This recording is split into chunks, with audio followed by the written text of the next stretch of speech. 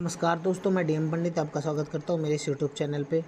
जैसा कि आप जानते ही हैं, बीपीएससी का पेपर होने वाला है और इसके लिए बहुत सारे लोग पगलाए हुए हैं क्योंकि पीआरटी में आपको पता है कितनी ज़्यादा वैकेंसी है और ये मौका आपने चूक दिया तो आपकी गलती है। आपको 40,000 रुपये महीना की जॉब मिलने वाली है, बस यही पेपर पास करके। नो इंटरव्यू, नो चिक नो झिक, ठीक है। तो आशा करता हूँ आप इन चीज़ों पे ध्यान दे रहे होंगे। और बीपीएससी में आप जानते हो, बीपीएससी के बिहार का जो स्पेशल है, बिहार स्पेशल, उसमें जो बिहार की से जुड़ी हुई चीज़ आनी है बिहार के बारे में, वो बहुत ज़रूरी है, तो उसको आप छोड़ नहीं सकते। वो कम से कम 50 अंक का अकेले आएगा, 25 से 50 अंक के बीच का बिहार का जीके अकेले आने वाला है भैया। क्वेश्चंस तो गिनती के मैं बता रहा हूँ, बिहार के क्वेश्चन आएंगे, कम से कम 20 क्वेश्चन तो बिहार से आने हैं, लिखवा के ले लो। और ज़्यादा आ गए तो सोचो 50 अंक के लगभग आएंगे, तो इसको नहीं छोड़ सकते। तो आज हम देखो अध्याय 1 कर रहे हैं, बिहार का सामान्य परिचय पढ़ेंगे, ठीक है। बिहार का सामान्य परिचय पढ़ेंगे, उसके बाद हम उसके क्या करेंगे, क्वेश्चन आंसर लगाएंगे, ठीक है। तो पहले हम क्या करेंगे, बिहार का परिचय पढ़ेंगे और अगली वीडियो में इसको क्वेश्चन आंसर लगाएंगे, ठीक है। चलिए, तो बिहार का परिचय पढ़ते हैं हम, पहले स्टार्ट करते हैं। इसको यहाँ कर दूँ, हाँ चलिए देखिए, जैसे मैंने बोला क्वेश्चन आंसर लगाएंगे, ये क्वेश्चन आंसर होंगे उसके लगाएंगे, ठीक है। तो पहले हम परिचय पढ़ लेते हैं बिहार का, ठीक है। देखिए भाई, ध्यान से देखिएगा। देखिए, बिहार का परिचय, बिहार का इंट्रोडक्शन, ठीक है। बिहार का राजनीतिक मानचित्र, आप जानते हैं बिहार के इस तरफ उत्तर प्रदेश पड़ता है, पश्चिम में नीचे क्या पड़ता है, झारखंड पड़ता है, इस तरफ पश्चिम बंगाल पड़ता है और एक इंटरनेशनल बॉर्डर लगता है किसके साथ, नेपाल देश के साथ, ठीक है। और देखिए, बिहार का सबसे ऊपरी जिला मतलब पश्चिमी जिला कौन सा है, सबसे उत्तरी जिला कौन सा है, उत्तरी जिला है पश्चिम चंपारण। और सबसे पश्चिमी जिला है कैमूर। और सबसे दक्षिणी जिला है गया, ठीक। और सबसे पूर्वी जिला है किशनगंज। ये 4 जिले याद रखना। इनको कैसे याद रखेंगे आप, ऐसे, ये सबसे उत्तरी पश्चिमी चंपारण हो जाएगा, सबसे पश्चिमी कैमूर हो जाएगा, सबसे पूर्वी हो जाएगा किशनगंज, सबसे दक्षिणी हो जाएगा गया, याद रखिएगा। चलिए आगे चलते हैं। देखिए, अब दूसरा, बिहार राज्य का नामकरण। बिहार राज्य का नाम, बिहार ऐसा माना जाता है कि इस क्षेत्र में बौद्ध मठों की विहारों की अधिकता थी। बौद्ध मठों विहारों की अधिकता थी। बिहार क्या होता है, बिहार कहाँ से निकला है, बिहार का मतलब होता है जो बौद्ध मठ होते हैं ना, जिसके अंदर बौद्ध भगवान के भिक्षु वगैरह रहते हैं, तो उनको विहार कहते हैं। इस क्षेत्र का नाम बौद्ध बिहार पड़ गया, ठीक है, उल्लेखनीय है। यह क्षेत्र प्राचीन समय से बौद्ध धर्म का प्रमुख केंद्र रहा है, क्योंकि महात्मा बुद्ध और जैन भी यहीं रहे, यहाँ ज्ञान की प्राप्ति की। देखिए, राज्य की स्थापना, बिहार दिवस कब मनाया जाता है, 22 मार्च 1912। तो 1912 में बिहार को अलग किया जाता है। बिहार कैसे अलग होता है, तब झारखंड भी उसी के अंदर होता है। ये पूरा वो होता है, क्या बोलते हैं, बंगाल वाला प्रोविंस, उस प्रोविंस में से बिहार को अलग करके निकाला जाता है और तब बिहार के अंदर भी झारखंड आता था, ठीक है। तो 22 मार्च 1912, ठीक है, याद रखना है बिहार दिवस। बिहार की राजधानी क्या है, पटना। पटना का प्राचीन नाम क्या था, पाटलिपुत्र, ठीक है। इसको पुष्पपुर और कुसुमपुर भी कहा जाता था, तथा अजीमाबाद इसके अन्य नाम रहे हैं, ठीक है। तो पाटलिपुत्र या पुष्पपुर या कुसुमपुर, याद रखना। बिहार की राजधानी पता लगी, बिहार की राज्य की भौगोलिक सीमा। तो भौगोलिक सीमा मतलब ये जानते हैं ना, अक्षांतर और देशांतर, ठीक है। तो 24 डिग्री 20-10 से 27 डिग्री 31-15, और ये उत्तरी तथा 83-19 से ये मतलब दक्षिणी पूर्वी देशांतर। ये यूपीएससी लेवल का आपके काम नहीं आएगा, ठीक है, आपसे मुश्किल ही पूछेंगे। राज्य का क्षेत्रफल क्या है, 94,167 वर्ग किलोमीटर, और ये 13वां सबसे बड़ा राज्य है बिहार, याद रखना। 94,000 लगभग इसका क्या है क्षेत्रफल, और ये 13वां सबसे बड़ा राज्य है भैया, याद रखना। ये 13वां सबसे बड़ा राज्य है। कौन सा, 13वां सबसे बड़ा राज्य है। और पूर्व से पश्चिम की लंबाई है, पूर्व से पश्चिम की लंबाई मतलब ये और ये। तो उत्तर से दक्षिण की लंबाई 345, यहाँ से लेकर क्या है, 345 है, 345। और यहाँ से यहाँ तक कितना है, 483, ठीक है। तो यहाँ पश्चिम, यहाँ पूर्व, तो पूर्व से पश्चिम 483 है, 483 ऐसे, और 345 ऐसे। ये बिहार है पूरा, समझ आया। राज्य की सीमा तीन उससे लगती है, ठीक है।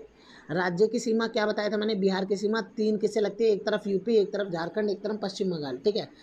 तो देखिए, पश्चिम बंगाल से पूर्वी सीमा, उत्तर प्रदेश से पश्चिमी सीमा, दक्षिणी सीमा झारखंड से, और उत्तर में एक देश से सीमा लगती है जिसको बोलते हैं नेपाल। आशा करता हूँ आपको समझ आ रहा होगा भैया। आपके लिए बहुत अच्छी चीज़ें लाया हूँ मैं आज, प्लीज़ इसको मत छोड़ना, अच्छे से पढ़ो, ठीक है, प्लीज़।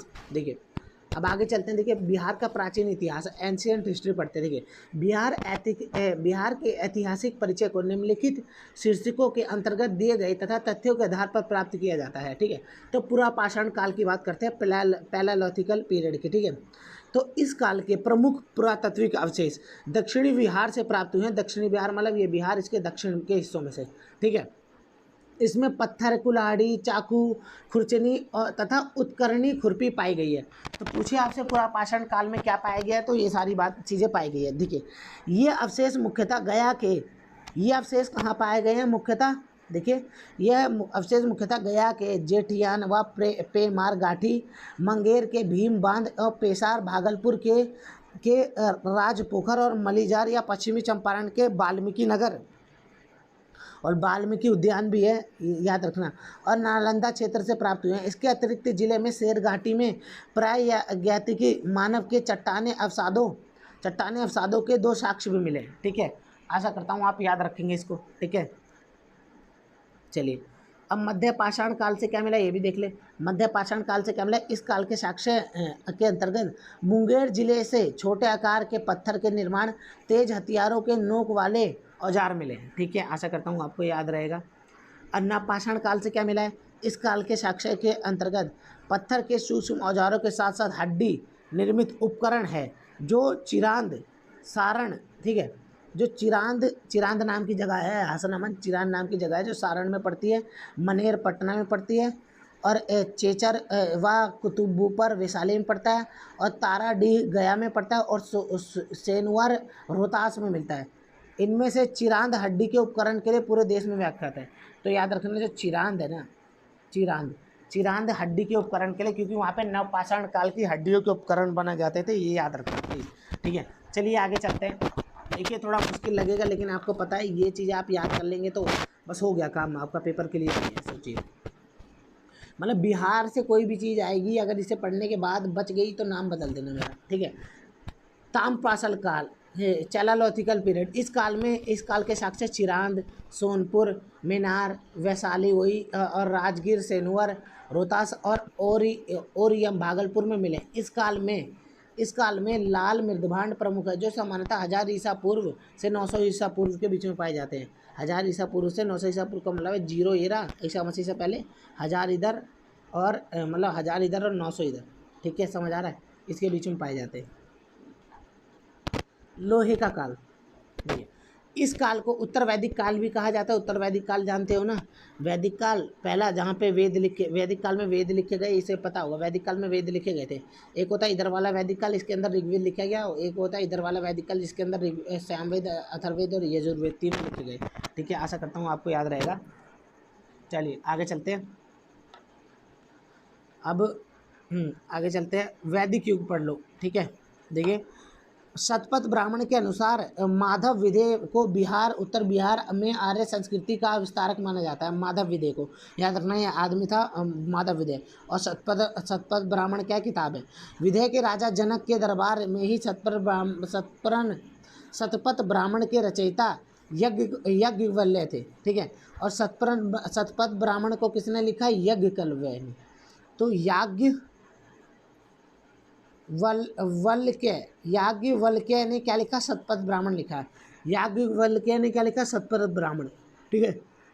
अब देखिए आगे चलते हैं। आशा करता हूँ आपको वीडियो अच्छी लगी होगी। बिहार राज्य विशेष पढ़ रहे हैं हम, ठीक है। देखिए मैं थोड़ा थका हुआ इसलिए धीरे धीरे पढ़ा रहा हूँ। आशा करता हूँ आप लोगों को बुरा नहीं लगेगा, आप लोग साथ देंगे, ठीक है। हरीश सिंह देव इस वंश के अंतिम शासक थे। हरीश सिंह देव इस वंश के अंतिम शासक थे। इसके शासनकाल में गियासुद्दीन तुगलक का बंगाल अभियान हुआ और इस वंश का 1378 में समाप्त हो गया, ठीक है। अब देखिए जैन और महावीर के बारे में पढ़ लेते हैं। इस धर्म के 24वें तीर्थंकर का जन्म 540 ईसा पूर्व में वैशाली कुंडग्राम में हुआ। किसका, महावीर जैन का जन्म। इनके पिता का नाम सिद्धार्थ था, इनकी माता का नाम त्रिशला था, महावीर के, ठीक है। और 42 वर्ष की उम्र में रिजुपालिका नदी के तट के किनारे किसको, महावीर को ज्ञान की प्राप्ति हुई थी।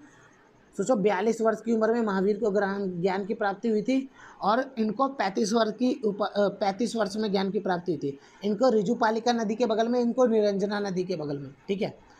72 वर्ष की उम्र में राजगिरी के समीप पावापुरी में 468 में इन्हें निर्वाण की प्राप्ति हुई। निर्वाण मतलब ये धरती को छोड़ के चले गए, ठीक है। और बौद्ध धर्म में क्या, बौद्ध धर्म के प्रवर्तक क्या थे, गौतम बुद्ध। इन्होंने, ये पहले ही बंदे थे, ये 24वें थे, ठीक है। इनसे पहले 23 आ चुके थे, ठीक है। और देखिए, इनकी पत्नी का नाम यशोधरा था, जबकि पुत्र का नाम राहुल था। इनको 35 वर्ष की आयु के में बोध गया में, और इनको कहाँ पे 42 वर्ष की आयु में ऋजुपालिका नदी के किनारे, और इनको निरंजना नदी के किनारे फाल्गु के तट पर ज्ञान की प्राप्ति हुई। इस घटना को संबोधि कहा जाता है। ठीक है, संबोधि, बोध से जुड़ा संबोधि। ठीक है, आशा करता हूँ आपको याद रहेगा। अब चलिए, अब चलते हैं आगे। मेन चीज़ें कुछ बौद्ध भगवान से जुड़ी हुई मेन चीज़ें। ठीक है, इसके बाद टेस्ट आ जाता है। ठीक है, देखिए, बौद्ध भगवान से जुड़ी हुई मेन चीज़ें।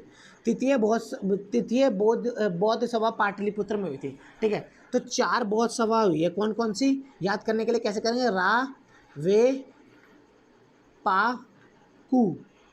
ठीक है, रा से राजगिरी, वा से वैशाली, पा से पाटलिपुत्र, और चौथी का से कू से कुंडलग्राम, कश्मीर का कुंडलग्राम याद रखना है। ठीक है, तो ये बौद्ध सभा हुई थी ना, जो भी बौद्ध के लिए हुई थी, तो उनको याद करने का तरीका है रा वे पाकू। रा से क्या है? राजगिरी, वा से वैशाली, पा से पाटलिपुत्र, और का से कुंडलग्राम। याद रखना, रा वे पाकू, रा वे पाकू, रा वे पाकू, रा वे पाकू। ठीक है, रा वे पाकू, रा वे पाकू। तो तृतीय पूछा है, तो तृतीय क्या होती है? पहली, दूसरी, तीसरी पाटलिपुत्र में, पा से पाटलिपुत्र। ठीक है, विश्व का पहला गणतंत्र वैशाली में लिच्छवी था। वैशाली में लिच्छवी, जो वैशाली गणराज्य था ना, उसके अंदर जो लिच्छवी था वो क्या था? पहला गणराज्य था। गणराज्य लिच्छवी के द्वारा स्थापित किया गया था। ठीक है, गणतंत्र का मतलब समझते हो ना, जहाँ पे जनता चुनती है, तो जनता का शासन होता है। जो मतलब कि जहाँ पे जो मुखिया होता है वो हायरार्की नहीं होता, वो बाप का बेटा राजा नहीं बनता, वहाँ पे राजा बनता है जो काबिल होता है। ठीक है, और बौद्ध गया में लगा हुआ वृक्ष, बोधि वृक्ष अपनी पीढ़ी का चौथा वृक्ष है। अपनी पीढ़ी का चौथा वृक्ष था। सोचो, बोध गया में जो ये लगा है ना बोधि वृक्ष, तो महात्मा बुद्ध का बोधि वृक्ष के बाद 1 2 3 4 चौथा वृक्ष है। सोचो, इतने पुराने ही। उदयन को पाटलिपुत्र का संस्थापक माना जाता है। तो उदयन कौन है? एक राजा था, मतलब पाटलिपुत्र है ना जो सिटी, जो शहर, जिसको आज के ज़माने में पटना कहा जाता है, तो इसकी स्थापना किसने की थी? उदयन ने। स्पेलिंग कम लिख रखे, उदयन भी लिखते हैं लोगों से, उदयन। उदयन ने करी थी किसकी? पाटलिपुत्र की स्थापना। नंद वंश के पश्चात मगध पर मौर्य वंश का शासन स्थापित हुआ। देखिए, आपको पता होगा, नंद वंश का एक राजा था जिसका नाम था घनानंद। घनानंद काफ़ी अय्याश बंदा था। इनको चाणक्य ने बोला था कि सिकंदर आ रहा है, कृपया करके सजग हो जाइए, लेकिन इन्होंने क्या करा? चाणक्य की बेइज्जती करी। तो चाणक्य ने अपने दम पे क्या करे? एक राजा बनाया जिसको बोला गया चंद्रगुप्त मौर्य। ठीक है, चंद्रगुप्त मौर्य। ठीक, और उसने घनानंद को हरा के ख़त्म करके क्या करा?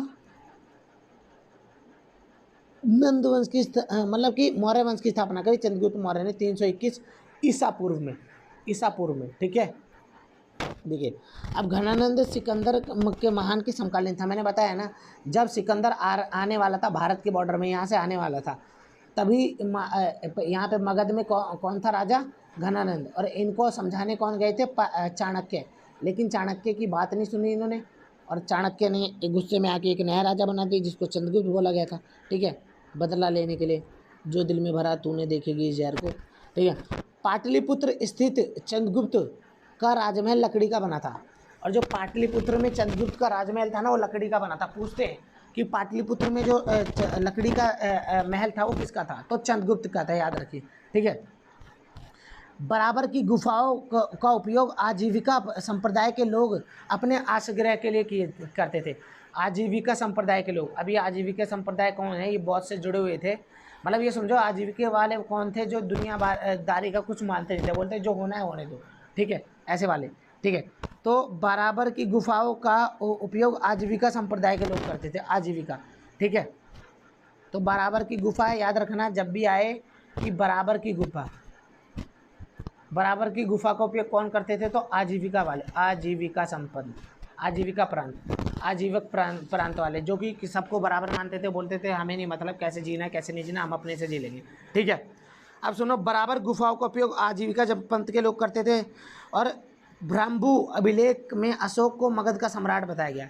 एक अभिलेख है, जैसे सांची का अभिलेख है, कई सारे अभिलेख है, इलाहाबाद का अभिलेख है, ऐसे एक अभिलेख है जिसे बोलते हैं भाभरू अभिलेख। ठीक है, तो भाभरू अभिलेख में किसके बारे में बताया गया है? अशोक के बारे में। ठीक है, अशोक द ग्रेटर किंग। ठीक है, अजातशत्रु के समय प्रथम बौद्ध संगति राजगृह में हुई थी। अभी मैंने बताया 4 बौद्ध संगति थी। 4 कैसे याद करोगे? रा, वे, पाकू। पहली कौन सी थी? राजगिरी में हुई थी, ठीक है। पहली कौन सी थी? राजगिरी में हुई थी, ठीक है। अजातशत्रु के समय, और पहली अजातशत्रु, ठीक है, पहली में अजातशत्रु था। और मैंने बताया ना, देखो इसमें भी लिख रखा है पहली कब हुई थी? राजगिरी में। और मैंने क्या बताया था?